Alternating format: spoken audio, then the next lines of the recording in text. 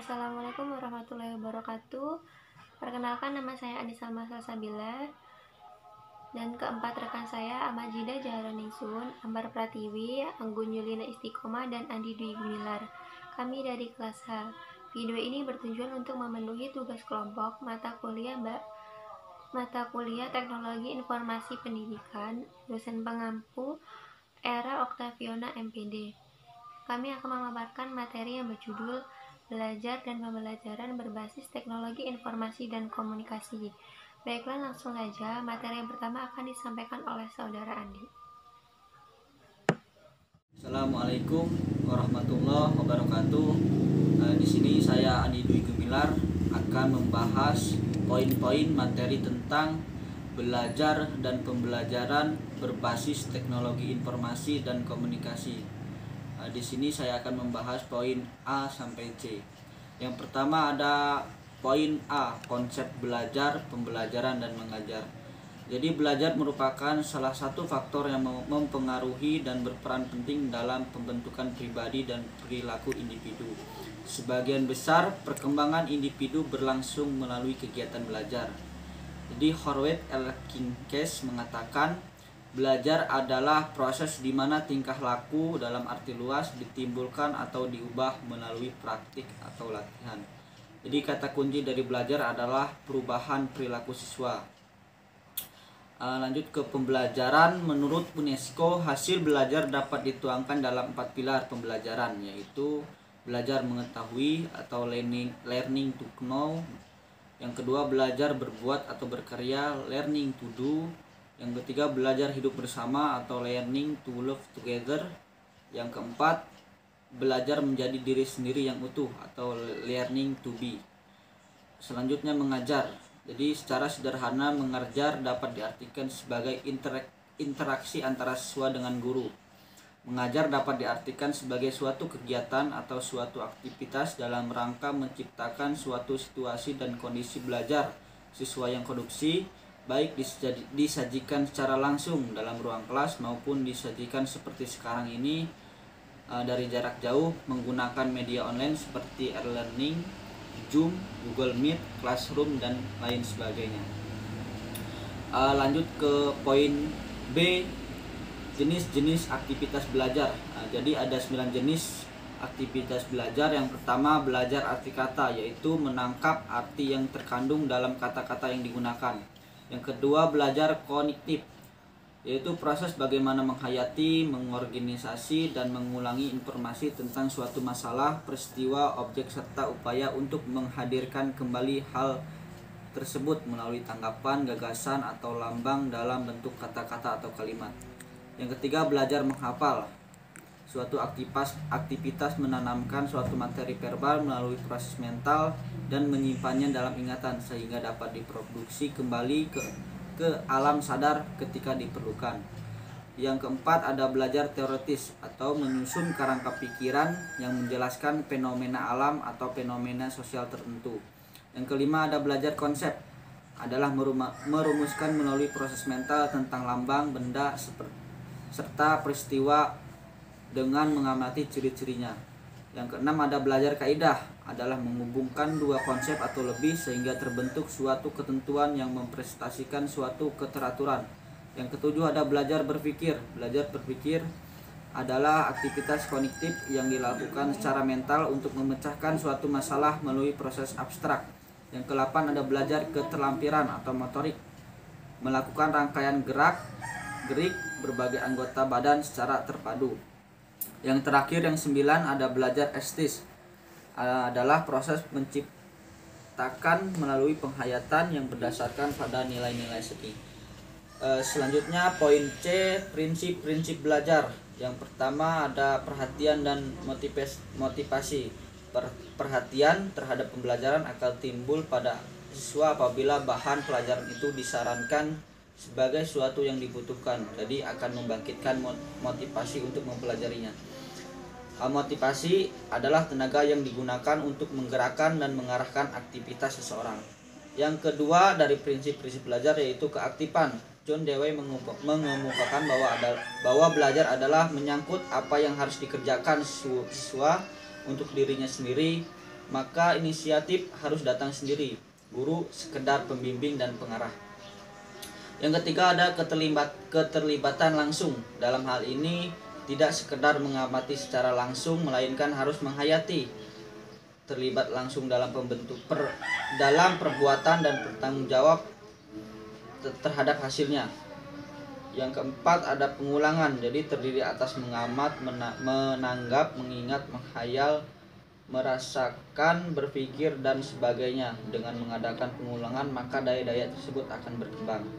Yang kelima ada tantangan, jadi bahan belajar yang baru yang banyak mengandung masalah atau tantangan yang perlu dipecahkan, membuat siswa tertantang untuk mempelajarinya. Yang keenam ada balikan dan penguatan, jadi format-format sajian berupa tanggung jawab, diskusi, eksperimen, metode penemuan, dan sebagainya merupakan cara belajar mengajar yang memungkinkan terjadinya balikan dan penguatan. Yang terakhir yaitu perbedaan individu, artinya tidak ada dua orang siswa yang sama persis. Tiap siswa memiliki perbedaan satu dengan yang lainnya. Perbedaan belajar ini berpengaruh pada cara dan hasil belajar siswa. Pembelajaran klasik yang mengabaikan perbedaan individual dapat diperbaiki dengan beberapa cara, misalnya penggunaan metode atau strategi belajar yang bervariasi, memberikan tambahan belajar, menghayati belajar bagi siswa pandai, dan memberikan bimbingan belajar bagi anak-anak yang kurang, dan yang ketiga dalam memberikan tugas hendaknya disesuaikan dengan minat dan kemampuan siswa. Terima kasih, mungkin itu yang bisa saya sampaikan. Poin-poin selanjutnya akan disampaikan oleh rekan saya. Assalamualaikum warahmatullahi wabarakatuh. Baik, saya Gunjulina Istiqomah akan memaparkan materi tipe gaya belajar dan teori belajar behavioristik dan kognitif dan konstruktivistik. Yang pertama, tipe gaya belajar. Ada beberapa tipe gaya belajar yang harus dicermati oleh guru, yaitu gaya belajar visual learner, gaya belajar auditif atau auditory learner, dan gaya belajar kinestetik atau tactual learner. Yang pertama, tipe belajar visual atau visual learner. Visual learner adalah gaya belajar di mana gagasan, konsep, data, dan informasi lainnya dikemas dalam bentuk gambar dan teknik. Siswa yang memiliki tipe gaya belajar visual memiliki interest yang tinggi ketika diperlihatkan gambar, grafis organisatoris seperti jaring, peta konsep, dan ide peta, plot, dan ilustrasi visual lainnya. Yang kedua, tipe belajar auditif atau auditory learner. Auditory learner adalah suatu gaya belajar di mana siswa belajar melalui mendengarkan. Siswa yang memiliki gaya belajar auditory akan mengandalkan kesuksesan dalam belajarnya melalui telinga atau alat pendengarannya. Oleh karena itu, guru sebaiknya memperhatikan siswanya hingga ke alat pendengarannya. Anak yang mempunyai gaya belajar auditory dapat belajar lebih cepat dengan menggunakan diskusi verbal dan mendengarkan penjelasan apa yang dikatakan guru. Yang ketiga, tipe belajar kinestetik atau tactual learner. Tactual learner, siswa belajar dengan cara melakukan, menyentuh, merasa, bergerak, dan mengalami.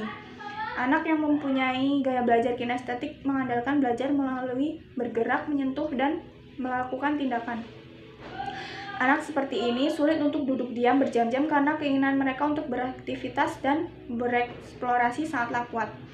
Siswa yang bergaya belajar ini belajarnya melalui gerak dan sentuhan. Oleh karena itu, pembelajaran yang dibutuhkan adalah pembelajaran yang lebih bersifat kontekstual dan praktik.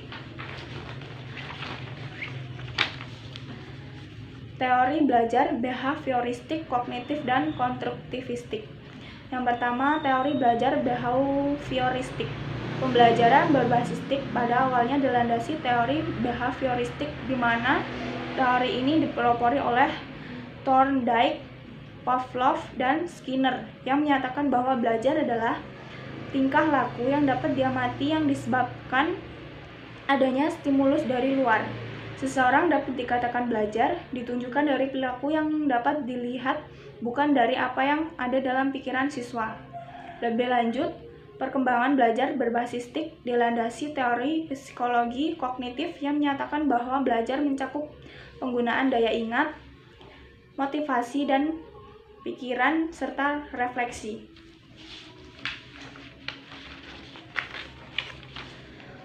Yang kedua, pembelajaran menurut paradigma konstruktivistik.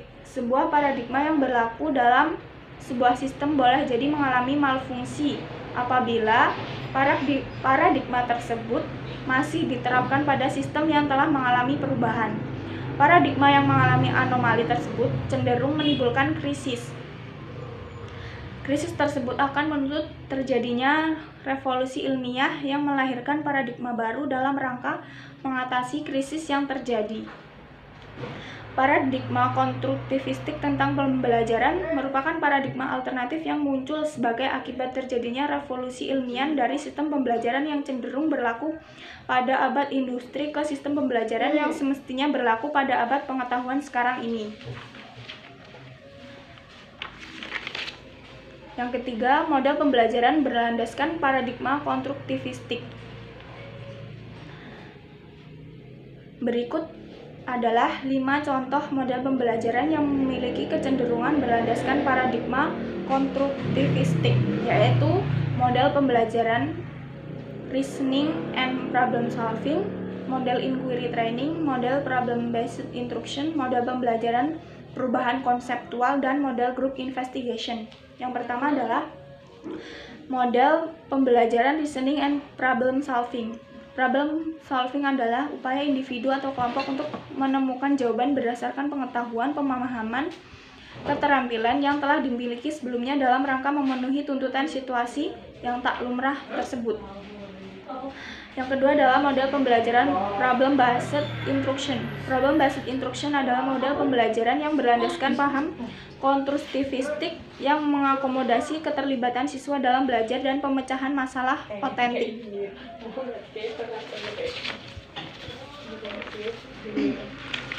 Selanjutnya adalah model pembelajaran group investigation.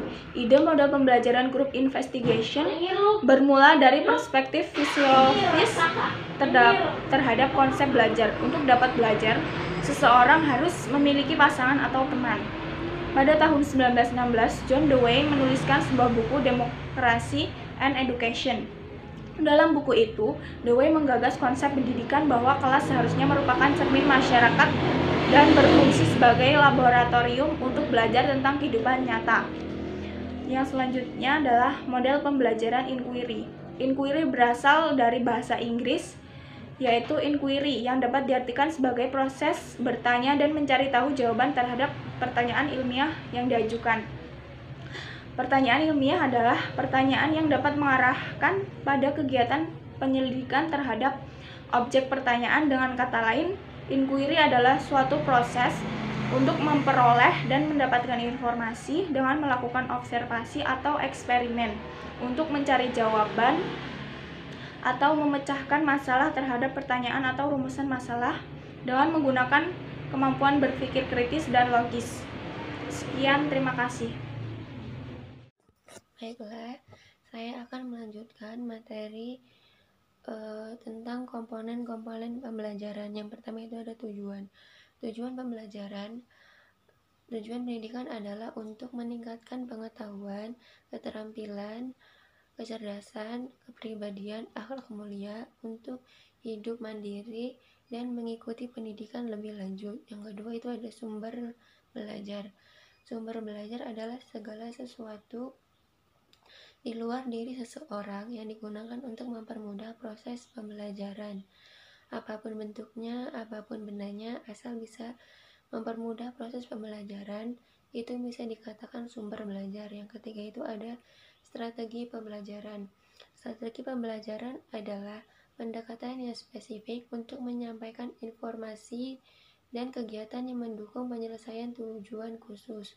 Yang kelima itu ada media pembelajaran, yaitu alat untuk mempertinggi proses interaksi antara guru dengan siswa dan siswa dengan lingkungan dengan alat bantu mengajar, dapat menunjang penggunaan metode mengajar yang digunakan oleh guru dalam proses belajar. Yang kelima itu ada evaluasi pembelajaran, adalah alat indikator untuk menilai pencapaian tujuan-tujuan yang telah ditentukan, serta menilai proses-proses pelaksanaan mengajar secara keseluruhan. Materi yang selanjutnya adalah tipe-tipe pembelajaran. Yang pertama ada Information Processing Orientation, mencakup semua model pengajar yang titik beratnya mengembangkan kemampuan intelektual kognitif siswa dengan menggunakan proses deduktif, induktif, serta pemecahan masalah lainnya.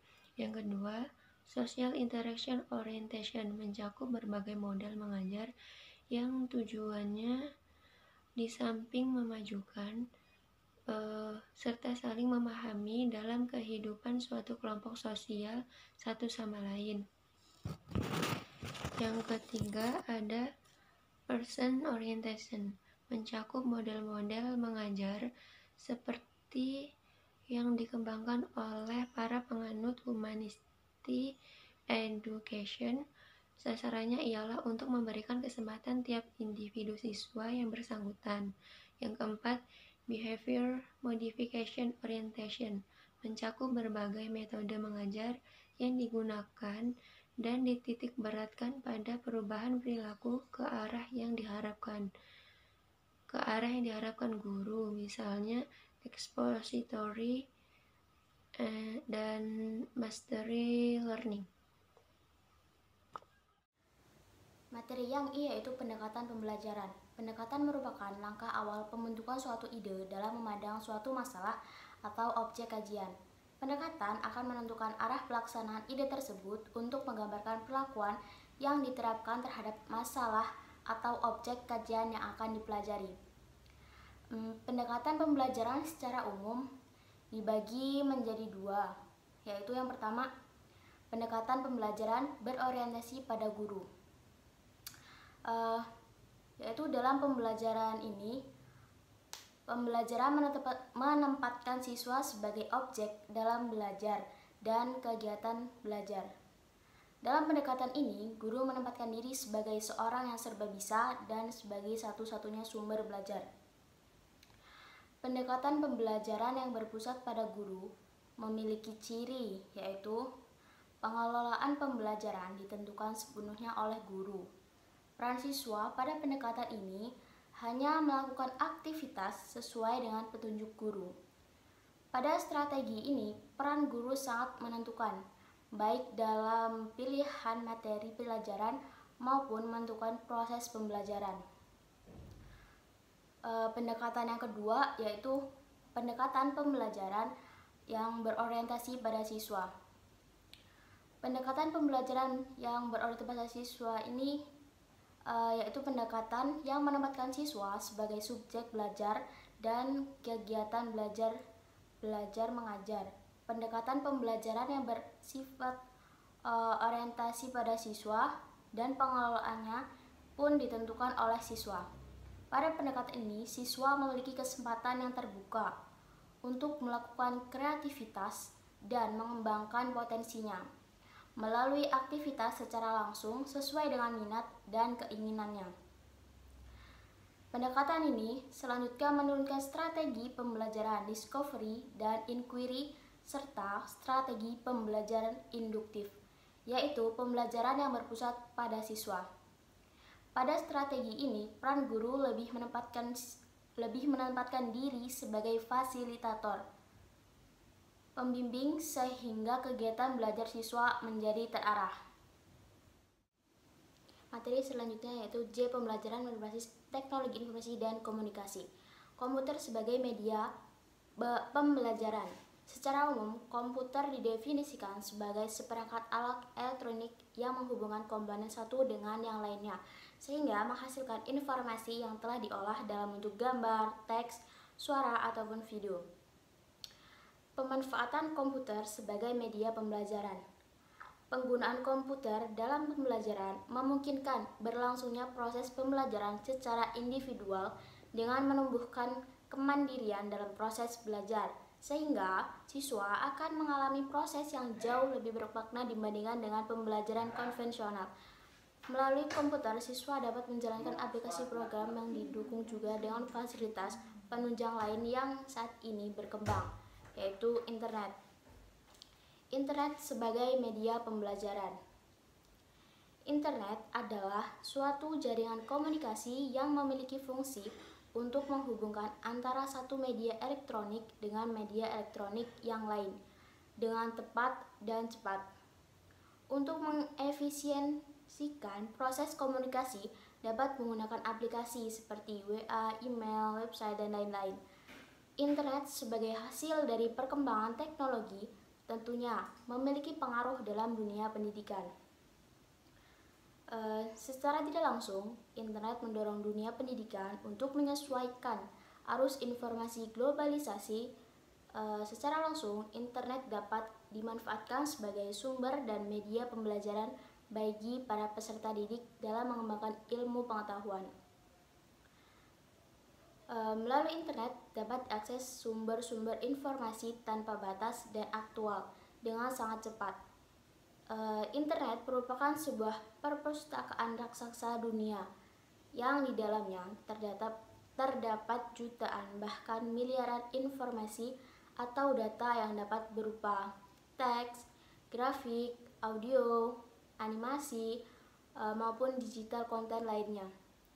Dari segi komunikasi, internet adalah sarana yang sangat efisien dan efektif untuk melakukan pertukaran informasi jarak jauh.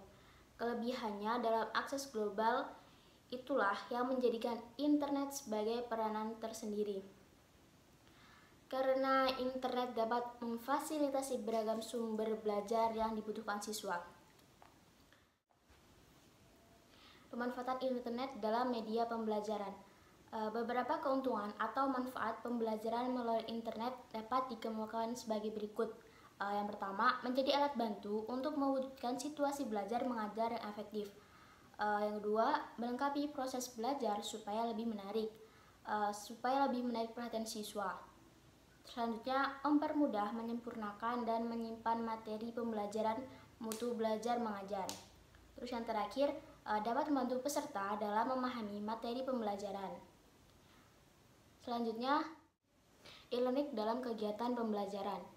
Kata e-learning terdiri dari dua bagian, yaitu E yang merupakan singkatan dari elektronika dan learning yang berarti pembelajaran. Jadi, e-learning berarti pembelajaran dengan menggunakan jasa bantuan perangkat elektronika. Jadi, dalam pelaksanaannya, e-learning menggunakan perangkat komputer atau perangkat elektronik lainnya. Pemanfaatan e-learning dalam pembelajaran. Perkembangan teknologi komputer saat ini telah membentuk suatu jaringan yang dapat memberi kemungkinan bagi peserta didik untuk berinteraksi dengan sumber belajar secara luas.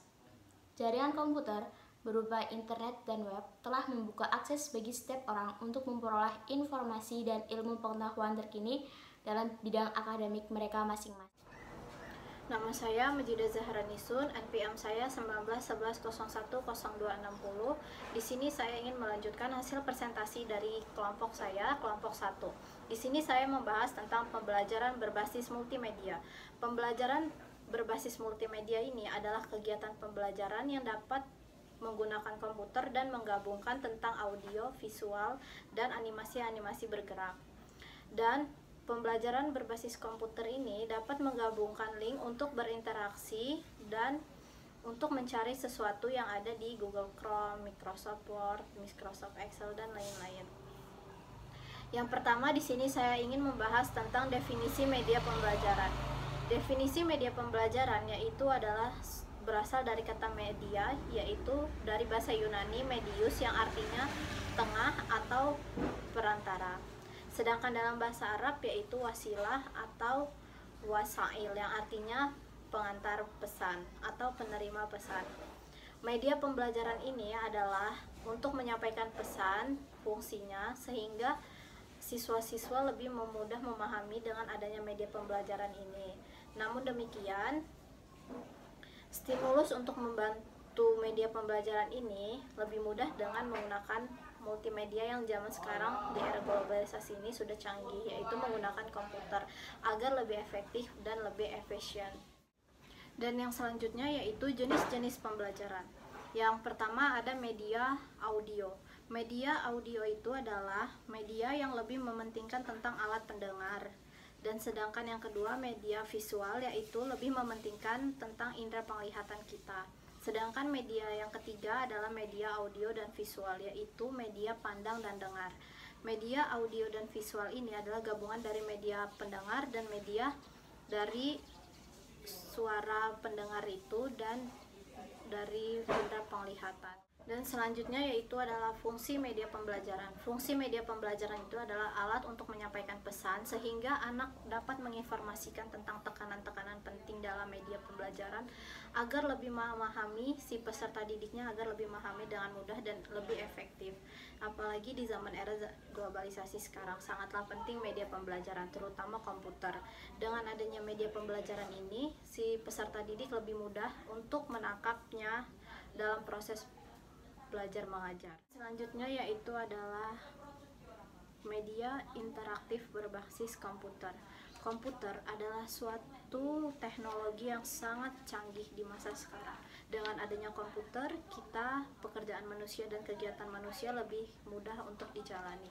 Karena komputer dapat merespon dengan baik untuk hasil pekerjaan manusia dan mempermudah pekerjaan manusia. Komputer juga dapat menginformasikan segala sesuatu yang sedang terjadi di era globalisasi seperti ini. Dan selanjutnya yaitu bagian tentang teknologi, informasi, dan komunikasi dalam pendidikan.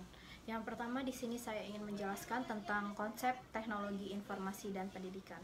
Teknologi informasi pendidikan itu adalah sangatlah penting di era zaman globalisasi ini karena dapat menyampaikan informasi untuk berkomunikasi yang lebih efektif. Dan teknologi informasi dan komunikasi ini sangatlah penting di zaman sedang adanya pandemi seperti ini. Karena dengan adanya teknologi informasi dan komunikasi ini, proses belajar mengajar tetap lebih berjalan dengan baik.